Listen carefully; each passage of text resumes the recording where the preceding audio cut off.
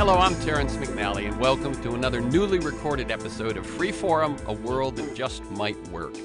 And I'll be speaking today with Billy WIMSATT. He's the founder and executive director of Movement.vote Project, or MVP, which helps progressive donors to support the best local, community-based organizations in key states. And you can learn more about their work at movement.vote. And let me just start off by saying that after a 3-year hiatus, I've been doing new interviews every other week since Trump's Electoral College victory.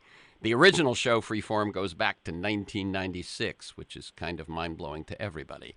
But since, as I said, since Trump came back in office, I started doing interviews again. Paul Hawken on climate change, Naomi Klein on her book No Is Not Enough, Arlie Hochschild on her book Strangers in Their Own Land, about the stories that divide us. Robert Wright on why he's a Buddhist. Sometimes it's not all politics, but it's how do we stay sane in this current environment. And the show airs as specials on KPFK 90.7 FM in LA and streams weekly on the Progressive Voices Network on TuneIn. And podcasts are available anytime, anywhere on iTunes, Podomatic.com, and at my site, terrencemcnally.net. That's TERRENCEMCNALLY.net. Now, a quick plug for participation. In addition to Movement.vote, I always like to give you ways to stay involved. Indivisibleguide.com is probably the biggest national organization that emerged after the Trump election, and I think they now have at least 5,000 local chapters around the country. OurRevolution.com grew out of the Bernie Sanders campaign. MoveOn.org has been around since the Clinton impeachment, believe it or not. But since the 2016 election, MoveOn has gotten more. It's a digital activation platform, but it's gotten more involved with the grassroots. Same is true for CourageCampaign.org, which is a digital platform now working closely with grassroots organizations in the state of California. And so I basically say elections only happen every 2-4 years. Civics, being involved happens every day, every week. We know the recent midterm elections saw the Democrats take over the House, win a lot of races in state houses across the country, and the analysis of what worked and why will roll out over the next few months. But one organization whose strategy clearly contributed is Movement.vote Project. As I said, it's a tool that helps progressive donors find the best grassroots vote groups you've never heard of in all 50 states, but especially in key states like Florida and Ohio, as well as a peer-to-peer campaign to shift money from TV ads to local groups doing grassroots vote work. In 2018, they moved more than $13 million to 350-plus groups in 42 states in almost every competitive U.S. House, Senate, governor's race, and ballot measure. And this is a clear break from the tried-and-true Beltway strategy dominated by big donors, big consultants, and big TV ad buys. My guest today is the founder and executive director, Billy WIMSATT, and we're going to talk about how they came up with their approach, what they accomplished in 2018, what they learned, and how they are already off and running for 2020. Billy has 20 years of experience in journalism, social entrepreneurship. He co-founded several organizations, including the League of Young Voters, Ready for Warren, and Rebuild the Dream. He's worked in philanthropy, co-founded Solidaire, and consults for individual donors and family foundations, and has done political consulting for the Obama campaign, for MoveOn.org, for Rock the Vote, and Green for All. Welcome, Billy WIMSATT, to Free Forum, a world that just might work. And let me tell listeners, we're recording this interview Tuesday, December 18th, 2018. Welcome. Aaron, thank you for having me on. This is so exciting. Yeah, I must tell you, as I shared with you just before we got on the air, this morning, I was listening to the call that Movement.vote shared with all of its people from the various states. So you're sort of wrangling the call, and then you'll call on, okay, Michigan, Texas, and then these folks from, and not from this one monolithic movement.vote, but folks from whatever the local group might have been in Austin, Texas, or Detroit, Michigan, or Raleigh, North Carolina, or the folks that did the ballot Proposition 4 in Florida to get felons who served their time the right to vote again. And just listening to it, Billy, I was caught up in the excitement, and actually I found myself tearing up at times with with the way with the way that you're approaching it, and the passion and the success that people had in 2018. So thank you. It's so funny because I don't do a lot of interviews. I used to get interviewed a lot when I was a young graffiti artist, and when I wrote books like Bomb the Suburbs and No More Prisons. People were like, "Oh my God, we want to interview you. We want to write our dissertation about this. It's so interesting." And I feel like the work I do in the world now is probably like 100 times more effective in actually changing things. But it's not as exciting as as kind of like being a big out there, charismatic artist, talking a lot of smack about changing the world. So it's when's the last time you had a philanthropic advisor on as a guest? True. On your show? It's not something that anyone thinks is like an interesting thing that you'd want to talk about. So yes, I'm excited. Okay. And I like listeners, I did a little bit of your resume, and you just shared a little bit about your past, but I want listeners to get to know the people behind the ideas and the work that we talk about. So can you, in your own words, tell us a bit about your evolution, and feel free, you can take your time, feel free to mention mentors, turning points, moments of decision. How did Billy WIMSATT end up as this philanthropic advisor I'm talking to? Yeah, it was never like something I planned to be when I was younger. I bet. Yeah, I mean, I grew up in Chicago. I was an activist, and at a young age I was really involved. I grew up in the 80s in hip hop, and I was a very bad break dancer, a very serious graffiti writer, and then I started writing for all the rap magazines, about Chicago hip hop, and then about politics and organizing and race. And I wrote this book, Bomb the Suburbs. It came out when I was like 21, and I hitchhiked around the country, and I started meeting all these organizers all over the country, or activists, and all these kind of interesting people would come out to my talks, and I was like, wow, there's this whole network of people. And then in the 90s, I wrote No More Prisons, and then More of the Same, and I got hired by Rock the Vote to be their national, quote unquote, their national talent scout. They were gonna, they were gonna put some activists on MTV that didn't just vote, but that rocked the vote in between elections, which was my jam because I actually didn't believe in voting.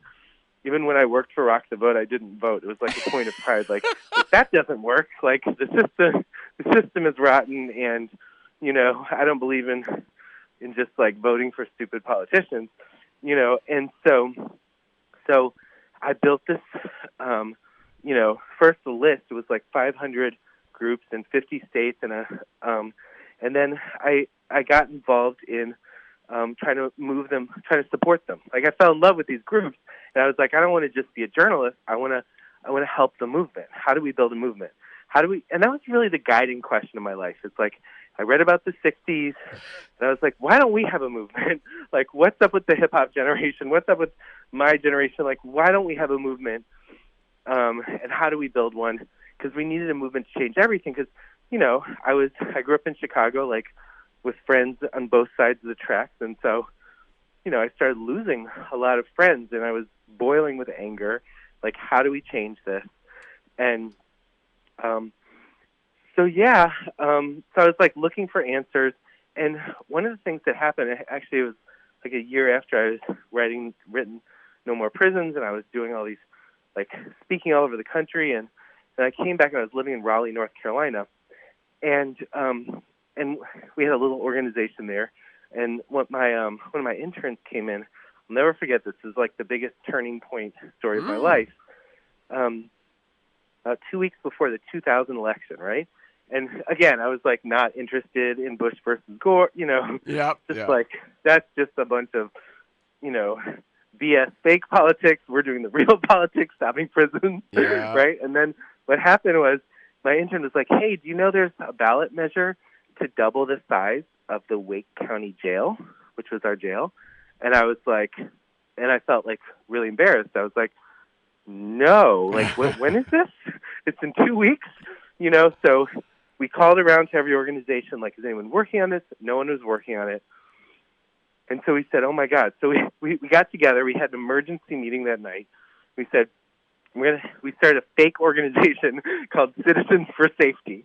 And we printed, we only had like $1,000.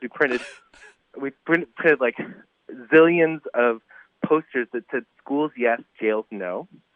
And which there was a school ballot measure too. We put them all over the town, and then we were like, oh my God, we have to learn how to get out the vote. How do we do that?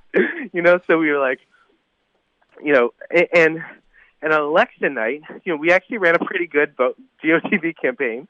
We made it like a big issue. It was in all the newspapers and stuff, and TV. And then we lost. We were going around my living room. There were like 20 of us debriefing, and I thought everyone was going to be demoralized. We lost narrowly. We were outspent like probably 200 to 1. Sure, the prison industrial complex has money. Yeah, you think, and so we went around the room, and every single person was like, that was incredible. Like, when can we do this again? Oh my God. And I was like, oh my God, elections can be cool. Like, elections can be, and I realized, there are always going to be things on the ballot that no one's paying attention to, like building a new jail or, prosecutor races or judges or, things that affect people's lives that, we're not paying attention to. So my friends and I started something called the League of Pissed Off Voters, which over time became the League of Young Voters. But the idea was you make your own local pissed off voter guide, and you say, like, because no one knows how to vote down ballot, right? Yep. It's like, especially on like judges and local ballot measures, is it good, is it bad, And so we made our own voter guides. It's like, this one's, a piece of crap, and this, and like real talk to like actually, because we try to like tell 19-year-olds to go vote for the first time, and they go in there and they feel completely disempowered. So anyway, we had this model, make your own local progressive voter guide. We had like 60 groups around the country, and it was exciting. We helped swing a bunch of local elections. Some of our people started running for office and getting elected, and then and then I went and did a bunch of other things, and then so I came back to it in 2012 because there was still a gap, and there was there was a huge gap, and so I started a new version of that same organization, basically called Vote Mob, like flash mobs for voting. And we, since then we've hired probably 1,000 people in about 40 battleground states to get out the vote, on college campuses and in just communities that are neglected, right? And so while we were doing that, this was another turning point, and this is what led to creating movement.vote, is in the 2014 election, people would donate to Vote Mob, but then some of them would ask me, hey, and there were like Senate races in places like Kansas and Alaska and Iowa, and they're like, are there any groups in those states that we can donate to? And I was like, yeah, we actually like partner with all the local groups there when we do Vote Mobs. So I made a Google Doc, just like the Indivisible folks. It all starts with a Google Doc. I made a Google Doc of the best local groups in these places, and I circulated it around, and like hundreds of thousands of dollars moved to those groups just because the Google Doc getting around. I was like, wow, this is actually a niche. It's like an unmet need, because like if you're in California or New York or wherever, and you're like, okay, I know we need to get out the vote in Florida or Michigan, or wherever, I may or may not like the candidates. I may or may not be excited about the Democratic Party. But here's a way that we can get out, young voters of color and other, progressive voters, and not just, give it to a candidate, but give it to communities that are going to build their own power before, during, and after the election, like groups like the Florida Immigrant Coalition or Ohio Student Association, or, just groups that are building power and changing things in their own communities. Exactly the kind of movement groups that we all want to build bigger, especially in communities of color and with young people.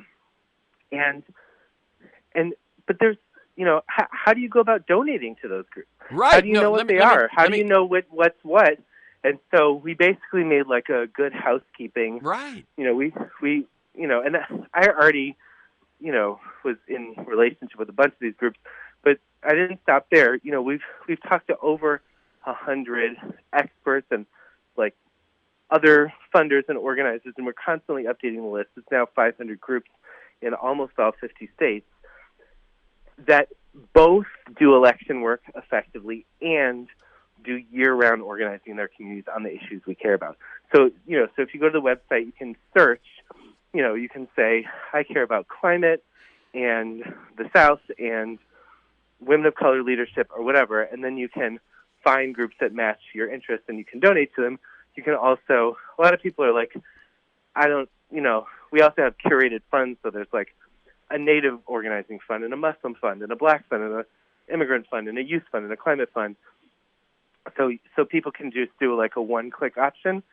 We're just trying to make it easy, and build the brand of local organizing and local electoral work so that regular people, don't have to just donate to a candidate who's emailing them 16 times. These are groups that are never going to email you, right? They're never going to call you. They're never going to bother you. That's right. They don't have the staff to do it. Yeah, that's right. And that's why they're going to use your money more effectively. Yep. Right? So.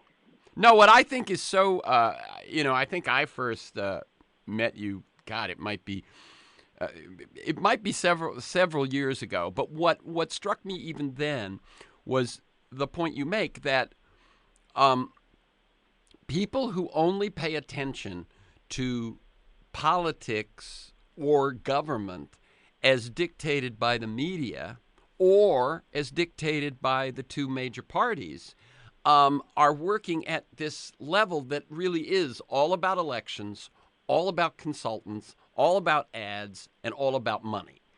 And what we know is that the life of communities, the life of groups within communities goes on between elections. And what you guys have hit on is that when you're funding someone to work in an election, there's someone who will work the day after the election and the day before the election too.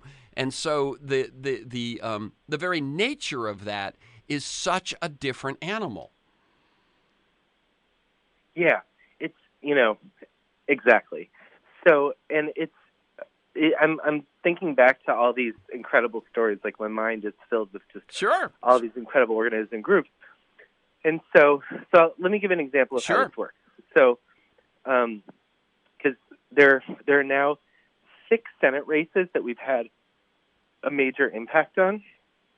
Democrats have 47 votes, unfortunately, in the Senate. Yeah.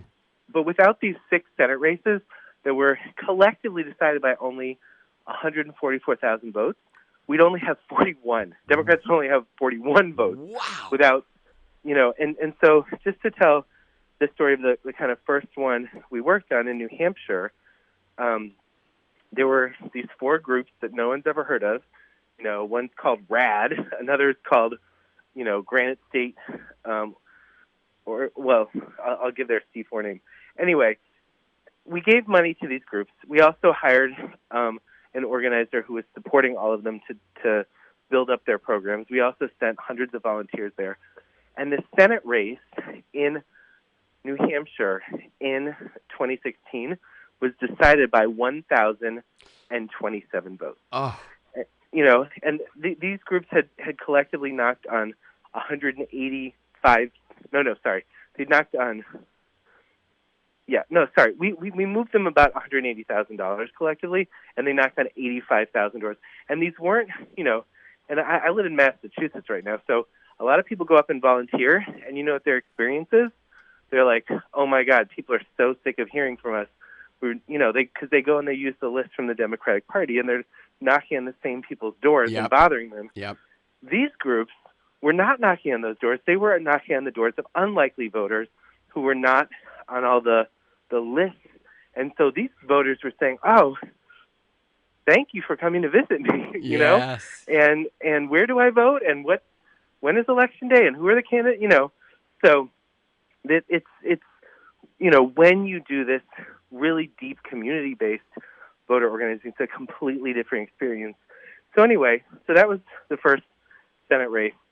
Then in 2017, and this is now, the one. by the way, let me cut in for a second just to make Please. a couple of points. One is that in terms of using your resources well, I hear right away we've got, as we know, a state with a population of 500,000 has the same number of senators as California with 35 million. And electing a senator in New Hampshire is just as powerful as electing a senator in California, New York, Michigan, Florida, but it's a much smaller fishbowl. It's a much smaller contest. Your $185,000 could actually have decided that race, since it was decided by 1,000. So I think this kind of perspective that people have to get is that there's efficiency here. There's ways to use your resources well. And the other thing I was going to say is what you said about the likely voter and the unlikely voter. I will tell you my experience. I first worked in a campaign in 1972. I was 24 years old, and I ran an assembly district in California for the McGovern campaign. And wow. And I had, and it was funny, Billy. It happened to be an assembly district that had no junior college, no college, and no affluent neighborhood. So most of my canvassers were high school kids. I would call up the local high school and say, if I can get a Nixon guy to come and debate me, or a Nixon spokesman to come and debate me, can we have a debate in your high school? And they go, sure. And then I'd call the Nixon people and I'd say, can we go debate in this high school? And then we'd go, and I would end up, of course, I'm the young 24-year-old, ending the war. I would end up, grabbing volunteers, and that became, I called it our children's crusade, because almost all our volunteers, and that was the first year there was an 18-year-old vote. So it was quite exciting. But I have canvassed, wow, a little bit ever since, and it is exactly what you say. I get a printout. It's the list of likely voters. It's the same list Planned Parenthood has. It's the same list the Sierra Club has. And so those people are, for the most part, they've been spoken to already, and they're bored, and you're annoying them. Whereas when you go for the unlikely voter, you're actually informing them.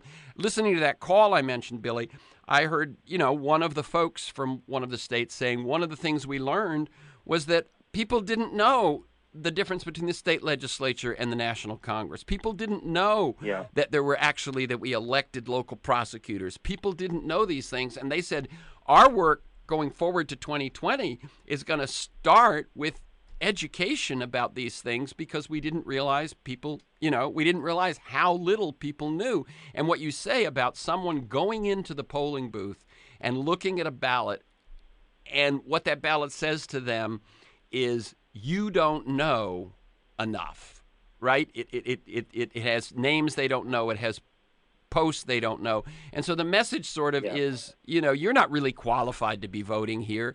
Whereas if you can get people educated, now it becomes something where they have the power and they feel it.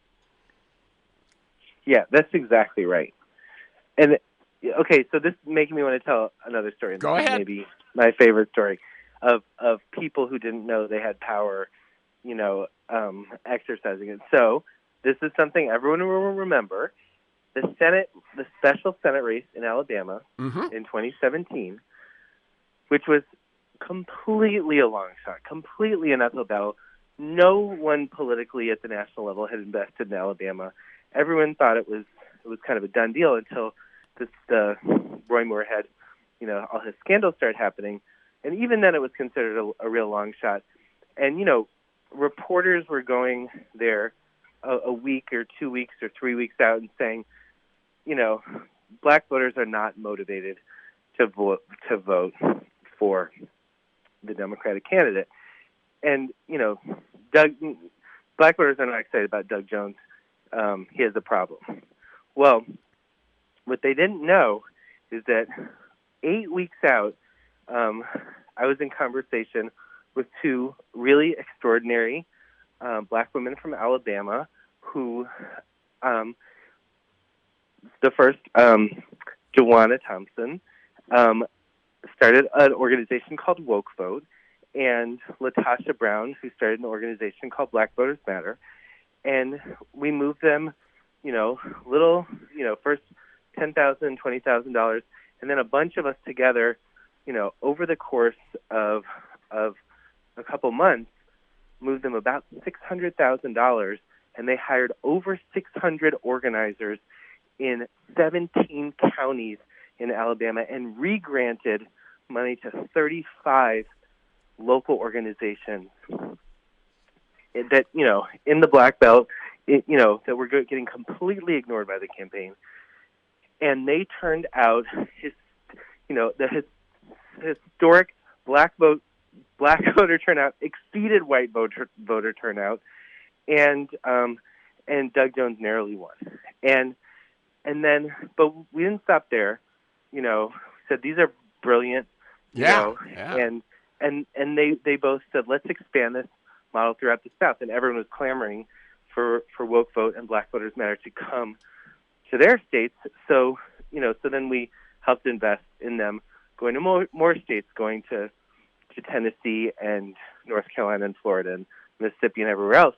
And now, Black Voters Matter is almost a household name. They're all over the media, and so we're just our job is to find the brilliant organizers, before the New York Times finds them, and get them the resources to make their dreams happen in a way that is both deeply transformative for their communities and win critical elections. Can you share a story about a big donor, perhaps not necessarily with a name, but who hadn't ever thought of doing it your way, and how this experience had, because I would imagine, were I a big donor and I had been, funneling it the same old way, and suddenly I did this, I would imagine I also, just like I was saying the individual voter feels more empowered, I would imagine the donor also feels like they're actually finally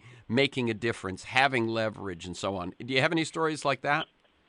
Yeah, I mean, in addition to the local organizers who are often unsung heroes, the donors are so often unsung heroes who get no credit, and who, I mean, there's so many people who, either, have foundations, and their foundations have only ever moved money to the environment or to arts or to women and girls empowerment, and suddenly we're getting all these calls, and they're like, hey, we hear you can help people figure out how to invest, legally in voter registration and in supporting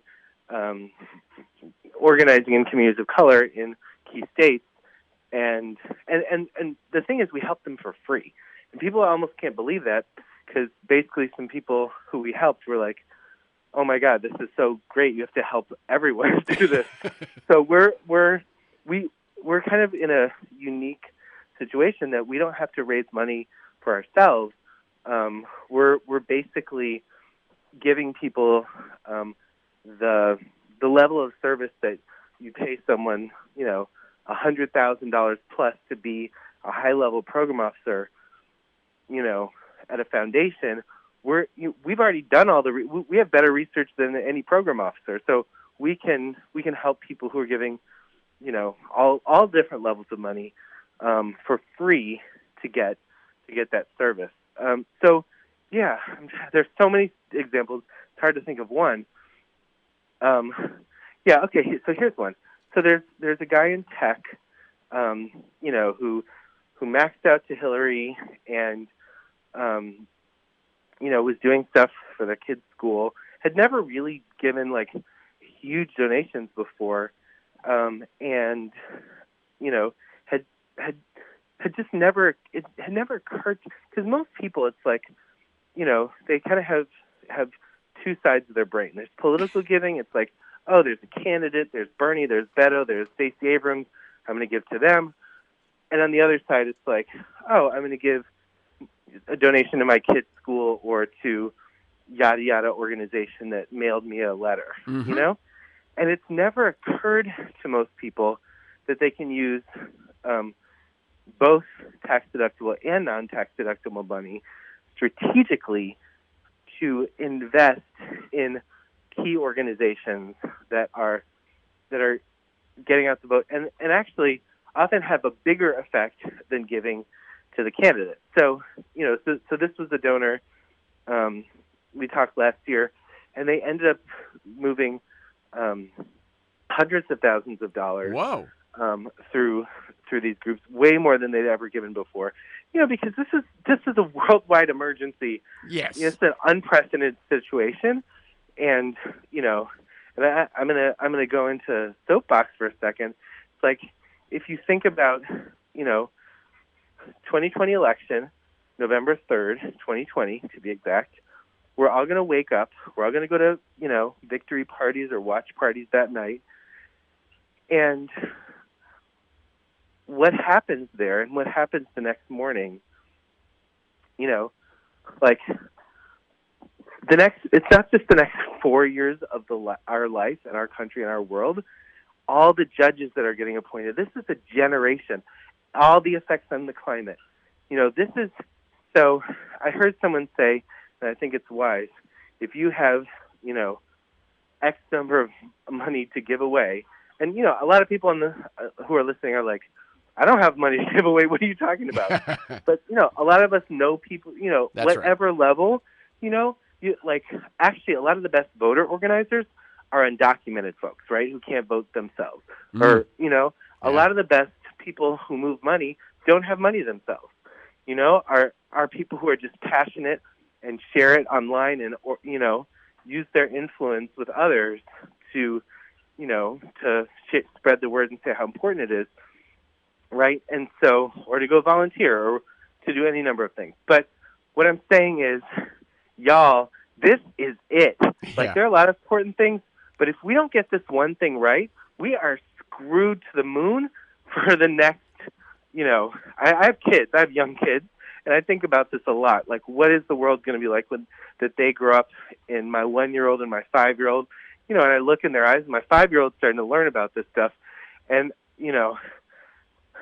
this is it, folks. Like, if we don't do this one thing right, everything is screwed. Like, nothing is more important than this, and it doesn't mean we shouldn't be doing all kinds of important things. There's important, DA race and prison work in LA to do, locally and in every local community, in 2020. But everyone needs to make a plan for the next 22 months. Like, what can you do? What can you give? Who else can you influence?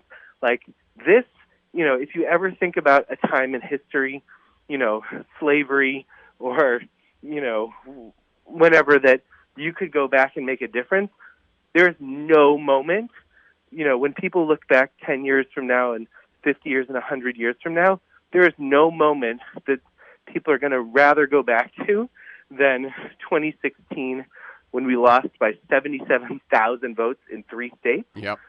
3 states, Wisconsin, Michigan, Pennsylvania, 77,000 votes. If we don't invest in every corner of every county of those states,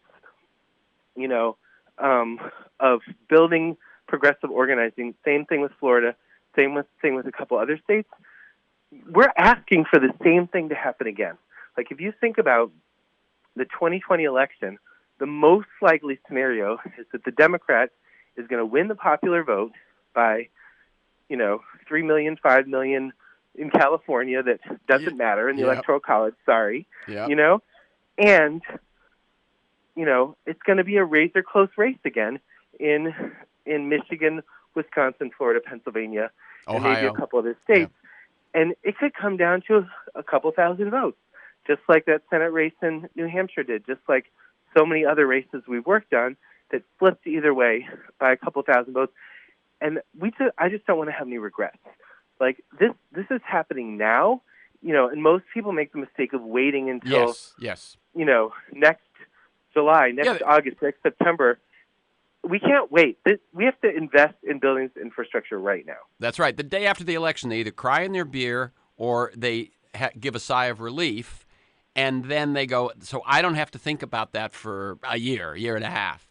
And the point that you're making, and that I heard you make on your call, and that is basically what's resounding through your organization is, no, 2020 starts now. While you've got the enthusiasm, while you've got the list. And one thing you point out is that the norm. It's not like it sometimes happens. The norm is that groups that can be very, very effective in organizing for an election will have to lay off lots of their organizers between elections because suddenly the money dries up. It's happening right now. And it's in happening fact, right now. That's right. They're laying them off now. Now, those people have to go get jobs, so they go get another job. Now, 12 months from now, when people start waking up and thinking, whoa, we got to beat Trump, and they start putting money into this stuff, that person's got a job already. You can't. That great organizer you had, now he works for somebody, and he's making a living, and he can't afford, and she can't afford to come and work for you. So what you're saying is the 2020 election starts now. And the funding has to keep flowing. And what you point out, I think, is that even in states where the Democrat or the progressive lost, like Texas is an excellent example, where Beto came much closer than anyone could have dreamed, but lost. But what happened down ballot, what happened in county races, what happened in the legislature, that is a shift that has momentum. And if people can keep investing, and I don't think I can say it, but you can say it, one way to invest in Texas is to invest in movement.vote and keep those organizers working starting now, then that purple wave, if you will, has the possibility of, instead of dying and having to start again, of keeping moving. And as you point out, the organizations that you fund are not just doing elections. They're also doing organizing about prison issues, about gender issues, about education issues, and so on. So your money is going to, be doing good between now and 2020, but you want to keep alive the movement that can actually win in 2020. And as you point out, the number one race you're working on is the presidency, but the Senate is a really a huge challenge. Talk just a little bit about the Senate and what you're looking at towards 2020. Yeah. So our first priority right now. Well, actually, let me just back up. Sure. So if you think about the next 18 months, it's basically going to be a big Democratic primary that is going to be the main thing on people's minds for the next 18 months. I'm already exhausted by it. It hasn't even completely started yet. And, there's going to be a lot of kind of back and forth with the horse race. Yep. Kind of like the Hillary-Bernie thing times 18. Yep. And so people can either engage in that, or we're giving them another option, which is whoever wins, we need to have the strongest field operation in Wisconsin, in Michigan, in Pennsylvania, in Florida possible to inherit, to make sure that we win. And just to give one granular example, and then I'll come back to the Senate. So in Wisconsin, there's this really innovative idea. There's a group called Wisconsin Citizen Action that builds what they call organizer co-ops. Right? What's an organizer co-op? You get 250 people in a place like La Crosse or Eau Claire or mid-sized city, you get 250 people to each donate $20 a month.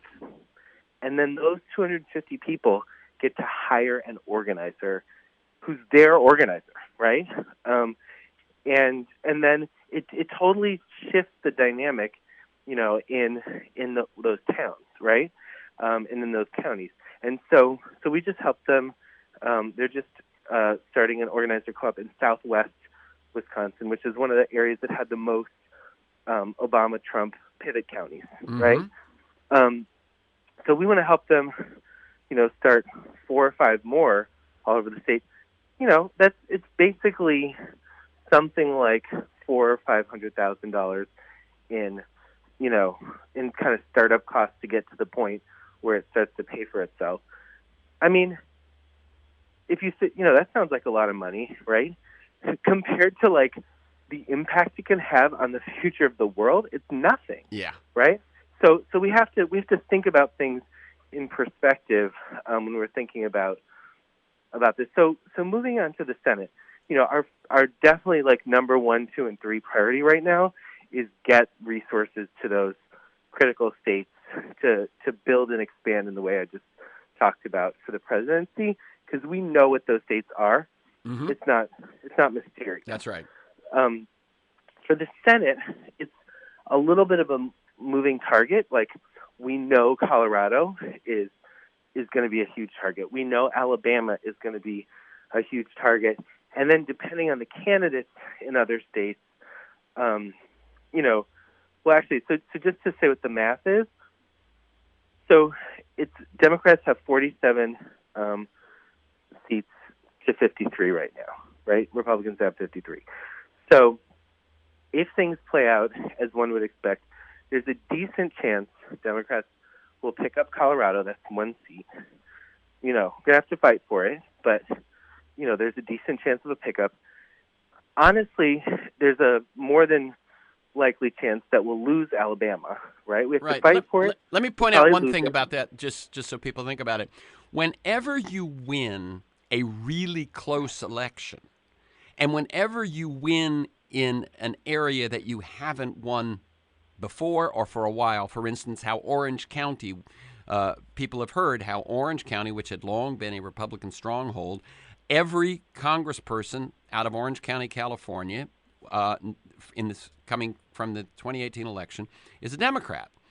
Well, while you're going, oh, isn't that great, and you're cheering, what you know is that those are the most vulnerable candidates the next election.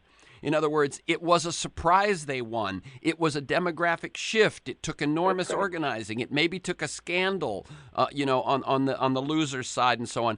But the very fact that you won something they didn't expect you to win means it's going to be even harder to win it again, because whatever the entrenched power was that got used to winning and took it for granted, now they know they've got to fight. And so the hardest elections to win are the ones you won in a close election previously.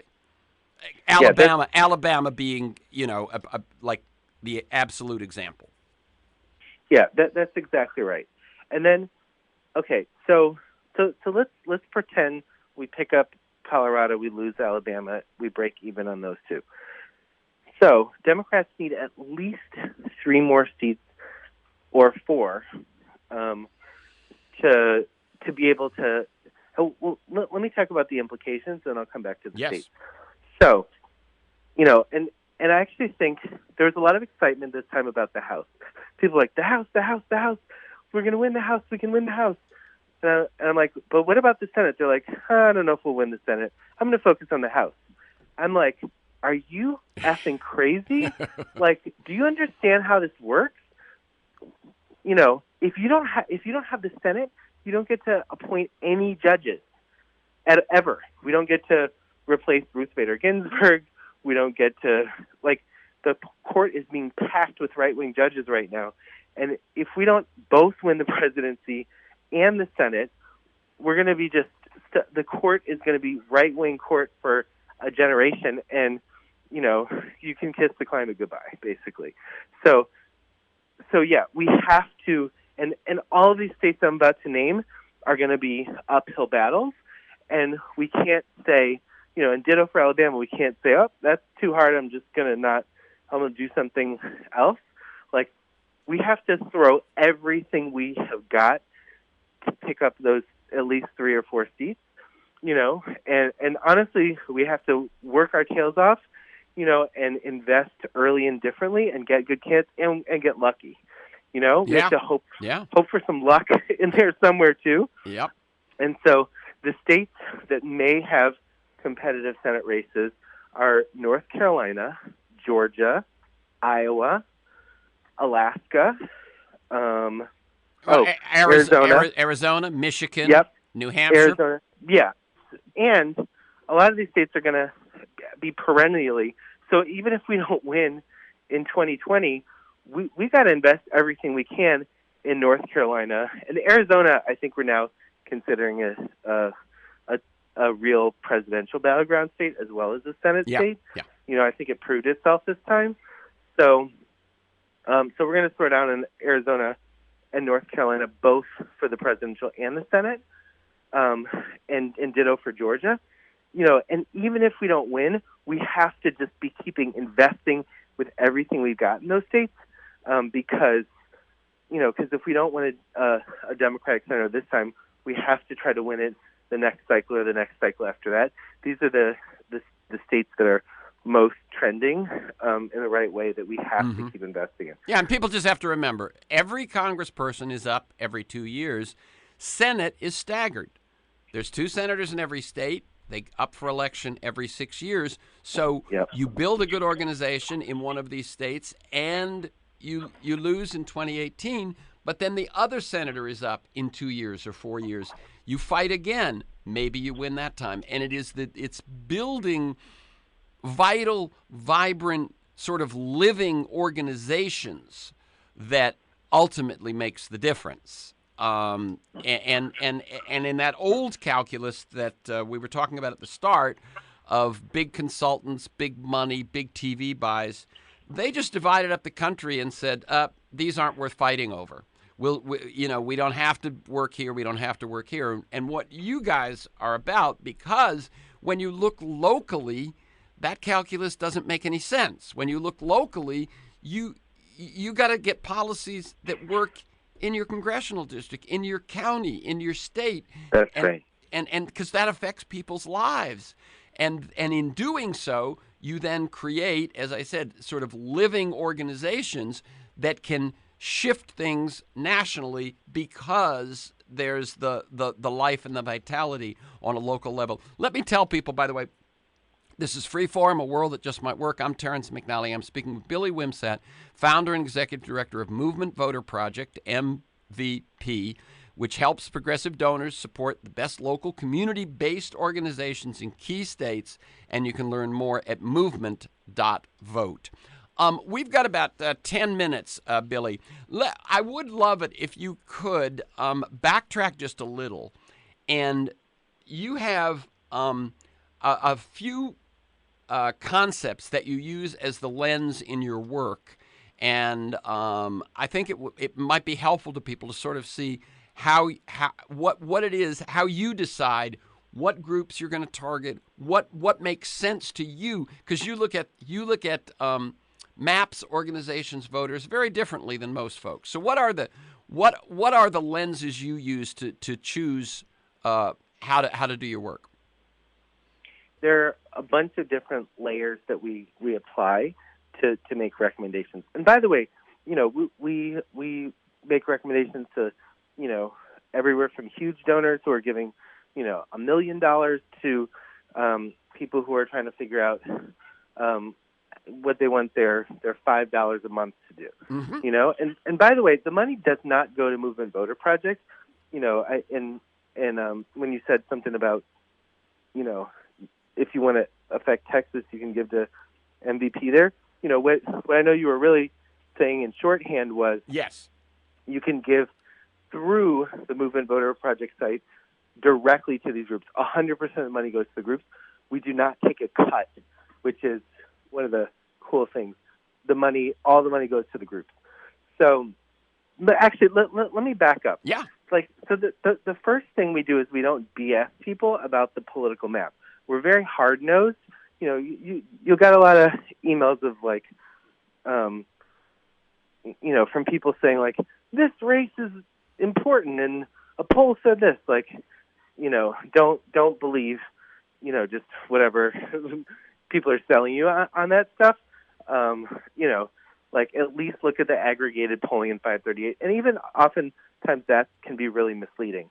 Like right now, Cook Political Report has Alabama as lean Dem, which is ridiculous. You have to actually like factor in a lot of different things to look at the political map in a no BS way.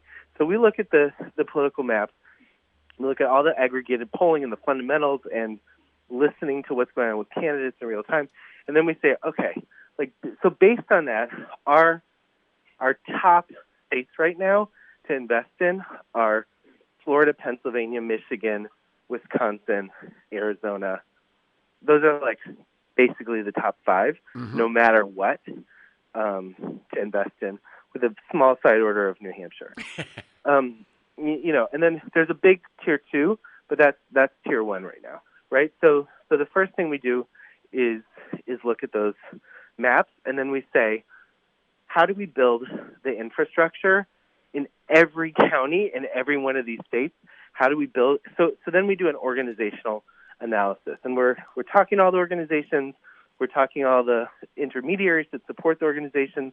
We talk to them all about themselves, about each other, and we get a pretty real picture of what capacity groups have. Like maybe last cycle a group registered 50,000 voters and turned out 200,000 voters in 4 counties in Pennsylvania.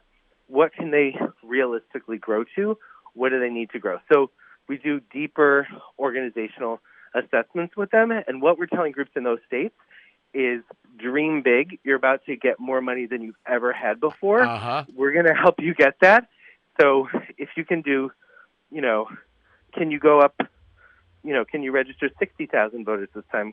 Can you register 70,000? What staff do you need? What infrastructure do you need? Do you need to open up an office in another county, in order to reach, these goals? And by the way, right now we're pretty obsessed with helping people expand to additional counties because, a lot of community organizations are strong in the big cities and not so strong in, the small outlying cities like Altoona, Pennsylvania, or, smaller places that tend to get ignored. So, so we're trying to help groups expand. We're also trying to. This is really important, because a lot of the way that people fund groups is actually super divisive because they focus on one organization at a time. And you're like, oh, I found the best organization to fund in Florida. I'm going to fund them, and then there's all these other organizations. Organizations work as an ecosystem. It's not like, oh, I found the best left fielder, I found the best player on this team. It's like you need a shortstop, you need a first base. You need an entire network of organizations that can work well together and plan well together. You need a winning team. So we invest in helping people build winning teams in a very collaborative way in their states because they all have different strengths and they kind of all just grew up organically. So one thing you're pointing out is that they too often they are put in the position of competing with each other for funding, competing with each other for attention. And what you attempt to do is support an ecosystem in which collaboration and cooperation is crucial to actually win. Exactly. Like we're actually trying to build a real movement. Imagine that. You know? Yeah. So that's the second thing we look at is the organizational landscape. And then within that, we look at what are the funding needs and where is funding already going or where is funding likely to go or not go. So we pride ourselves on giving, on understanding the organizational landscape so well in every state that when a donor says, we want to move $5,000 to, Pennsylvania, we know not that there's one place that 5,000 could go, but we know like the 10 places where it's most likely to make not just a difference, but ideally a catalytic difference. Because we actually don't just fund good groups; we actually help people to start new groups. To fill gaps. Sometimes there'll be like a great staffer, but they won't get along with their executive director, and they'll have a vision to go build an organization in another town or another neighborhood. We'll often help them do that, right? So that they can, people can be better neighbors sometimes than if they're stuck together in the same organization. We all know how that is, right? Yeah, sometimes it's best to merge, sometimes it's best to separate. I'll tell you what, exactly. we're right at the end. So in summation, Billy Wimsatt, what should people do if they want to get involved and be more effective? We have a couple asks. One is, go to Movement.vote and check it out. So that's movement.vote. Movement.vote. And then we want you to not just donate, but donate and testify. Share. People watch your social media feeds. Share on social media, hey, I just donated to this thing. It's really interesting and different and yada, yada. I gave to this group in Texas, and here's who they are. Share it in your own way. We need people to do that. Secondly, you don't have to do this alone. If you don't know what to do, get together with a friend, get together with 5 friends, and figure it out together. Make a plan. Make a 2-year plan, a 22-month plan, actually, because we're going to need every talent, treasure, connection that everyone has to solve this big problem together, which is how do we make sure this Don the con man Don doesn't get a second term. Right. So, and by the way, the other piece in there is it's this ultimately that particular battle is about the Electoral College. So it's why it really is important to be strategic. It will not, as you pointed out, it will not be enough to win the popular vote by 5 million votes if the Electoral College breaks wrong. So it's and that's one thing that people can do by going through movement.vote. You can see where the energy and the money is needed to win that Electoral College vote. Exactly. And you got to remember, there are people just like you in Wisconsin, in Florida, in Pennsylvania who need support and need money, and you might not know them by name, or maybe you do. Find your friends in those states and help them. But this is a really powerful way to support, especially communities of color and young organizers in these states that don't have all the financial resources they need, but are brilliant, incredible, ingenious organizers that will blow your minds and will save all of us. Okay, we got to bring it to a close. Again, you can learn more at movement.vote. And for this conversation and many other interviews, articles, to join me in pursuit of a world that just might work, you can go to TerrenceMcNally.net, TerrenceMcNally.net, or aworldthatjustmightwork.com. They're the same website. If you want to receive my weekly email announcement, I'll tell you who's going to be on, what we're going to talk about, plus usually 8 or so relevant articles to flesh out the conversation. Sign up at my site or email me at temcnally@mac.com, temcnally@mac.com. You can also subscribe and listen to the Freeform podcast on iTunes. You can find years of podcasts at my site or at iTunes. Michael Lewis, Jeremy Scahill, Naomi Klein, Robert Reich, Van Jones, Connie Rice, etc. Thanks to Mark Maxwell and Teddy Andrews in production, and George Vasilopoulos at Progressive Voices. Most of all, to you, my listeners, please share this podcast widely. Thank you, Billy Wimsatt. Keep up your good work.